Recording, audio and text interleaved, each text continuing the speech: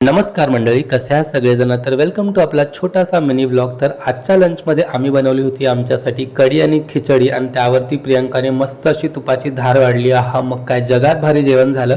त्यानंतर संध्याकाळी रेडी होऊन आम्ही निघालोय थोडंसं बाहेर, कारण आज आम्हाला करायची होती छोटी मोठी शॉपिंग. बाहेर जायचं म्हटलं ना की चार्वी नुसती सगळ्यांच्या पुढे पळत असते.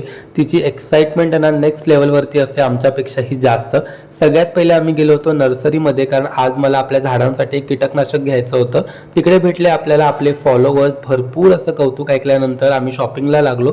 तर आज बाहेर यायचं मेन जे पर्पज होतं ते होतं प्रियंकाला आज तिच्या हळदी कुंकवासाठी वाण म्हणून काही ऑप्शन्स बघायचे होते. आणि मी 2-3 गोष्टी मार्केटमध्ये बघितल्या, पण आम्ही खूप कन्फ्यूज झालो. आता आम्हाला खरंच कळत नाही की नक्की काय दिलं पाहिजे. सो प्लीज तुम्ही प्रियंकाला कमेंट करून सजेस्ट करा की यंदा ती हळदी कुंकाला वाण म्हणून काय देऊ शकते. आम्ही तुमच्या कमेंटची वाट बघतोय.